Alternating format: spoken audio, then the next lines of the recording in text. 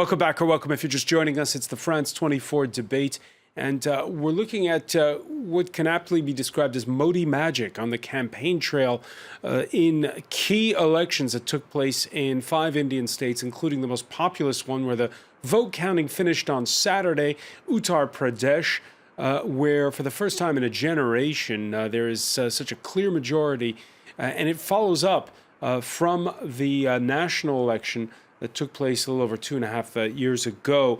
With us to talk about it from College Park, Maryland, Anil Gupta, who teaches at the University of Maryland Smith School of Business. Welcome back to the show. Welcome back as well to Priyanka Chaturvedi, national spokesperson for the opposition Congress Party. And here in the studio with us, journalist Olivier Dallage of Radio France International, our sister station, and the author of India. How did you translate again? Désir de puissance, the desire for power. The quest for power, in which you talk a lot about how India sees itself in the wider world, something perhaps we'll broach if we have a little bit of time later on. But a lot of it right now is down to the personality in this, the world's second most populous nation, down to the personality of one man, the Prime Minister, selling his demonetization program when he traveled to places like Ghazipur in Uttar Pradesh a few months back. I feel and understand the pain which every common and honest man is suffering. I will stay up late and do everything in my power to lessen your pain, and will continue to do so.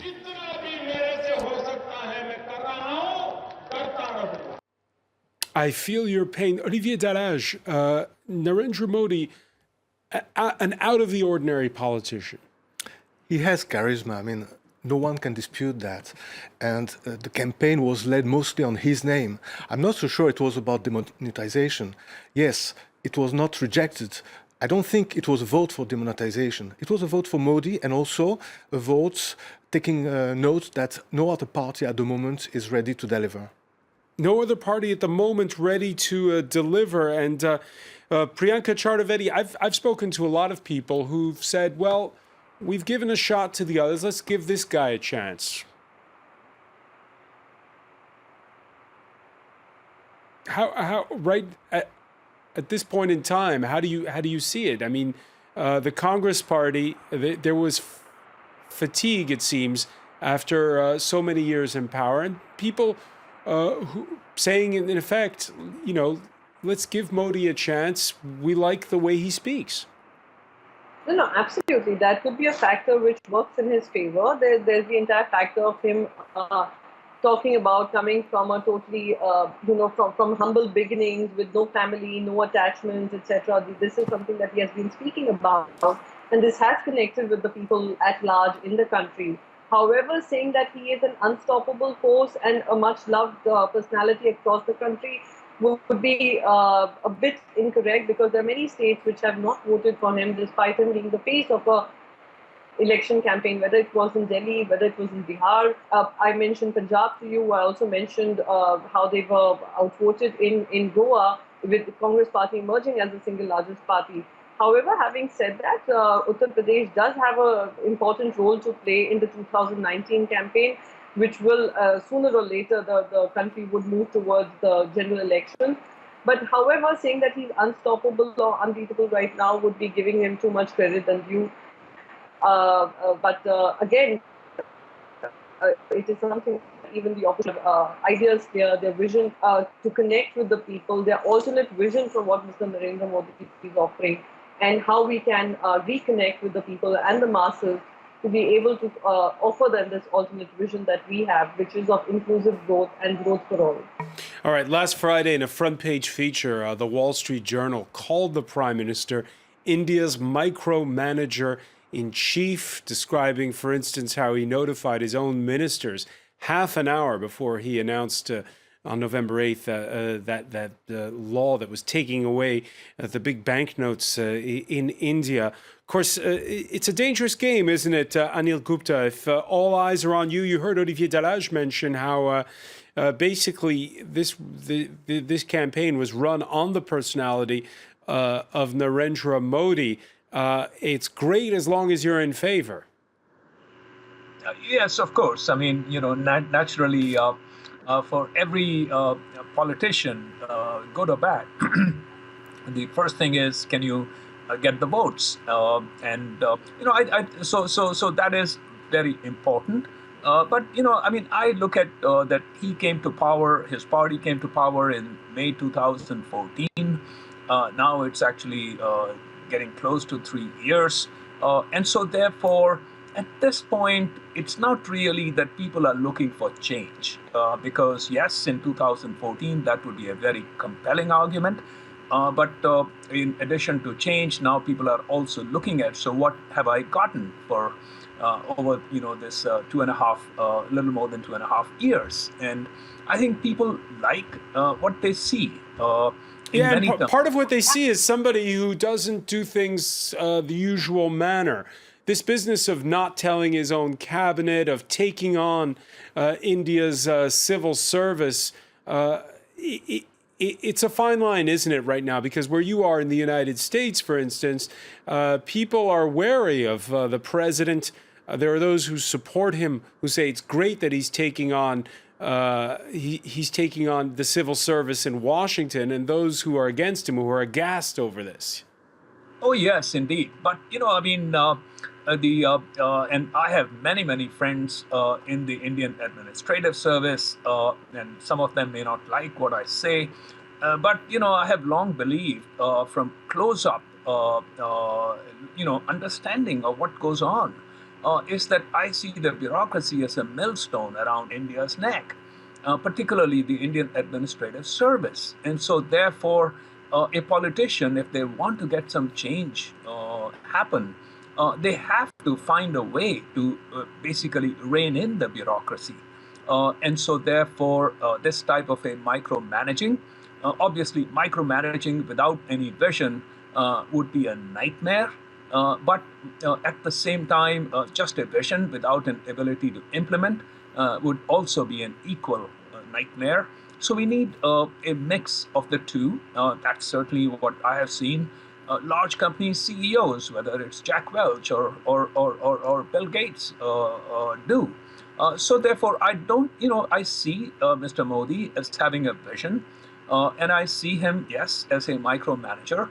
But I think right now I'm very comfortable with that balance. I mean, there are things that I'm not comfortable about, which is all the Hindu nationalism part, which I don't, I'm a Hindu myself, but that doesn't mean that I have any sympathy for the Hindu nationalism part. But that aside, on the economic front, on the development front, I'm actually very much, I like what Mr. Modi has been doing. Let me ask you, Olivier Dalache, because as you know, here in France, we're pretty good at red tape and bureaucracy as well. This big bazooka approach by Narendra Modi, was it the only way to go? Well, of course, it is popular if you can deliver. But I would say that what is impressive... I mean, how bad is it, the bureaucracy? When you're in India? Quite bad, actually. Although I must say there have been a lot of improvements in many sectors. I mean, I don't want to be so simple. But what is impressive is not so much the victory the BJP managed to get in Uttar Pradesh, is the after-sales service. I mean, on Sunday evening, there was a gathering at the BJP headquarters in Delhi, and Modi went and got a standing ovation. I mean, they're already preparing for the next election. So not only they won, but they want everyone to know that they will win. And it's quite clever the way they do it. When you look at what took place in Goa, I mean, the Congress was ahead and the BJP far behind. But the chief minister will be BJP if everything goes according to plans, because they managed to get some support from local parties. So the impression is that there is no one to stand up to Modi, and that is exactly the feeling they want to instillate in the population. What's the strategy then for an opposition in such a case?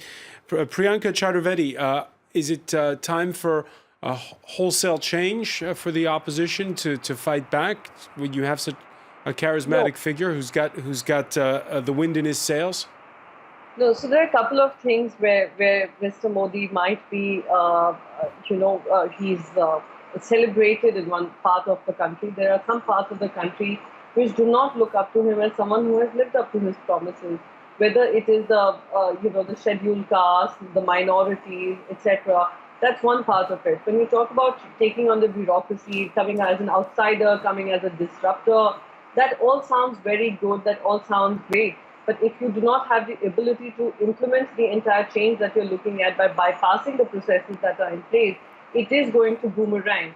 So, however, that is not what we're looking at. What we're looking at is to take everybody along. Every voice should be heard.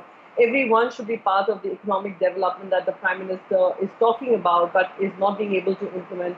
There's a huge section of farmers which feel left out in the entire development plans of the Prime Minister or the vision plans of the Prime Minister. The entire minorities which feel neglected. Then there's this entire section of women who feel that they are not being heard. So there are many sections which the Prime Minister, while he talks about taking everyone along, is not actually really taking everyone along. Let me ask you on that point. You talk about women who feel that they're not being heard. What's your view personally on the Parliament in India last Friday raising paid maternity leave from 12 weeks to 26? That puts it in third position globally for number of paid weeks for maternity leave after Canada and Norway. So it's absolutely a welcome move coming from the government as a policy initiative. However, it's a double-edged sword. There are many many companies which are looking at not hiring women because of having to give them so many days of leave every time they are expecting of employing any women who are of, age where they're looking at getting pregnant or having children. So these are a few things, but I'm very certain that this is a positive policy intervention, and we are going to see it, get better for the women. But however, this again looks at only the organized sector. The large chunk of women who are employed in the unorganized sector go unattended. So these are a few challenges that need to be addressed, and these are the issues which we are going to move ahead with and talk about, and ensure that everybody is included as part of a policy intervention and not just a few sections. All right, Narendra Modi, paints himself as an insurgent there for the little man, fighting bureaucracy, as he puts it, and who talks about make in India when he goes abroad on trade trips. One of the leaders, and this was a little surprising last week, cited as an example to follow by the leader of the French far-right, Marine Le Pen. Everywhere. From Donald Trump's America to Narendra Modi's India, from Xi Jinping's China to Theresa May's United Kingdom, economic patriotism is winning. Look at the tens of millions of jobs brought back to the United States, companies that are relocating, factories that are reopening their doors. The illusions of naive globalization and the neglect caused by free trade are over. Olivier Dallage, what do you think when you hear Marine Le Pen praising Modi and putting him in the same basket as Donald Trump, saying they're both examples to follow? Well, there is some similarity, although the Indian case is quite different from the American case. And obviously, Marine Le Pen wants to be the equivalent. The new leaders, very nationalistic, trying to encompass the whole of the country's aspirations and not just the core ideological tradition of her own party. So that way, obviously, she would like to become some new Narendra Modi or new Donald Trump. Is America first, that mantra by Donald Trump when it comes to trade, the same as Modi's Make in India? Up to a point. Free trade is not the core of India's trade policy.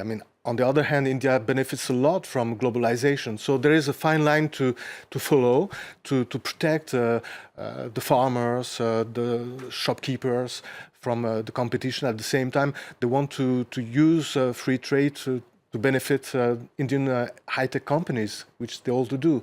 So it's, there's some similarity, but one should restrain from comparing too much. India is India and the US is the US. Anil Gupta, how do you feel when you hear the leader of the French far-right praising Narendra Modi? No, I think it's a bit of a stretch, as the previous speaker said, because, first, of course, in terms of economic nationalism, I mean, I'm a hardcore globalist, I'm a hardcore capitalist, but at the same time, I very much believe that every political leader must actually be a nationalist first. But of course, you have to be not a stupid nationalist, but a smart nationalist, which means that if you ignore your own citizens' welfare, you are going to be penalized, and you ought to be penalized politically. But your citizens' welfare actually depends on global integration as well as what your country gets out of the global integration. So in that sense, I agree that Mr. Modi is an economic nationalist, and I have no problem with it. But I do have a problem with how Mr. Trump goes about the whole concept of America first, what he wants to do to get America to be first. If I look at India, obviously, India is not, in terms of its trade agreements around the world or trade policies, it's clearly not yet a bastion of free trade in the way, say, the US is currently. But at the same time, if I look at the trajectory for India, clearly it's going from really isolation to greater and greater integration, to more free trade agreements signed, whether it's with ASEAN or with countries like Japan, South Korea, discussions going on with the EU. So I think the trajectory is in the right direction. Whereas if I look at where the US is headed, where Mr. Trump, at least his rhetoric, the trajectory is in the wrong direction. So in that sense, some comparisons that Ms. Le Pen makes are valid about his being an economic nationalist, but other comparisons are not valid. Priyanka Chaturvedi, you agree? Yes, I'd just like to add a couple of things. When she clubs the two together, as much as I might differ ideologically with our Prime Minister, I would like to say one thing. Mr. Trump's idea is of building barriers and stopping people from entering his country, and that is how he thinks that America first, and obviously giving preference to the American citizens as far as employment is concerned. As far as Mr. Modi's Make in India is, where he is going across the world and he's inviting businesses to come do business in India and create employment opportunities for Indian citizens who are residing there, especially the young population that is there, a talented, skilled labor force which is available. That is what he's taking across to the world, where he's inviting the world over to come to India and produce in India because of all the benefits of labor, benefits of the other benefits that you get in trading in India and doing business in India. Whereas that's not the case with Mr. Trump. Is a Trump presidency, Priyanka Chaturvedi, going to be good or bad for India and for Narendra Modi? If we look at how India has managed to do a lot of business while Republicans are in power, then it could be a positive way of looking at it. But I wouldn't be able to judge with how Mr. Trump is going, but Mr. Trump has been saying all the right things as far as India is concerned. So we are pretty positive that we'd be able to work with Mr. Trump as well. Olivier Daraj, if you're the President of the United States and you're looking at India, you can't look at India in a vacuum. You have to look at the whole of the region. That's on the American side. On the Indian side, what do they want from a U.S. president? Well, I can tell you what they want from a U.S. president, but I can tell you what they want from this U.S. president. I mean, they had very good relations with Clinton, with Bush, and with Obama. But in as much as Trump's election was a surprise, now it's a welcome surprise because India is fed up with promises from other countries that they will support a full membership in the U.S. Security Council. They don't believe the UN Security Council. UN Security Council, sorry. They don't believe it anymore. And they trust that Trump will somehow dismantle the current organization, world organization, whether it is the UN, the WTO, which were all bodies created when India had no say in the matter. And they hope that in the new world order that might come out of this, India would come out stronger. I mean, this is a wish you hear, not only among journalists or think tanks, but including top politicians. So the idea is that the UN... See, India was often called a status quo country. And it's true that their foreign policy was very much a status quo policy. But they want some other power, like the US, to take the initiative of reorganizing everything in a way that will benefit India. But is the U.S. ever going to give up on its the way the permanent seats on the Security Council are laid out? The way Trump expressed a total lack of trust in the UN gives way to hopes that it will be reorganized. And in this reorganization, India hopes to play a role. Anil Gupta, you agree? I think, I would say, obviously, the rhetoric coming out of the White House has been anti-UN, but it's a little bit too early to say which way, what happens to the UN in even the next 12 months. But you agree with Olivier Dallage when he says this could be an opportunity for India, which feels as though it's sidelined in organizations like the United Nations and the World Trade Organization. It could be an opportunity, but what I would say is in terms of what the US means for India is not just in terms of what happens to the UN and India's position in the UN, a UN perspective regarding India or Security Council perspective regarding India, but also to me it's very, very important in terms of what is the US perspective regarding China and Pakistan. Two countries that are not just India's neighbors, but hugely important for India economically and geopolitically.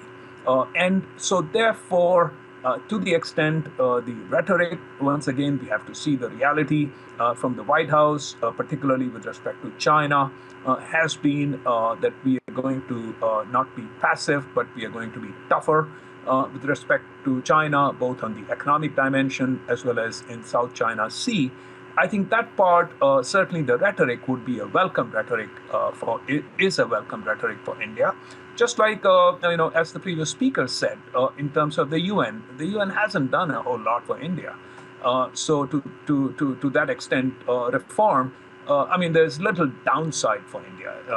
So it could be that the Trump administration in the net could be a positive for India. Priyanka Chaturvedi, you agree?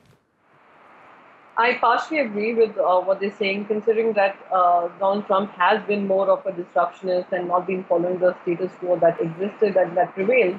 We would hope that it moves in a positive direction as far as India is concerned. However, like Mr. Gupta was talking about, our shared concerns with regards to their policies with China as well as Pakistan and how they look at it and how it would be shaped in the coming time. We would only know better then. On this, Olivier Dallage, on the relationship with Pakistan, where it's tense once again at the border in Kashmir, a new U.S. president, does it change anything? I don't think anyone can venture to guess anything about this. So far the relations between India and Pakistan after Modi's accession to power has followed the same pattern as... Up and down. Yeah, it starts well, and then some bombing or attack takes place and the whole thing unravels. And we've seen that in the past, we are seeing it now. It's true that today the government is taking a hard line, but we've seen that before. And I wouldn't guess anything about how those two countries will evolve as far as their relation is concerned. It's tense, it's dangerous, but we've seen that before. All right, a cautious Olivier Dallage ending it there. Cautious. Many thanks as well to Anil Gupta for joining us from College Park, Maryland, and Priyanka Chaturvedi in Mumbai. Thank you. We want to thank our viewers for joining us here in the France 24 debate.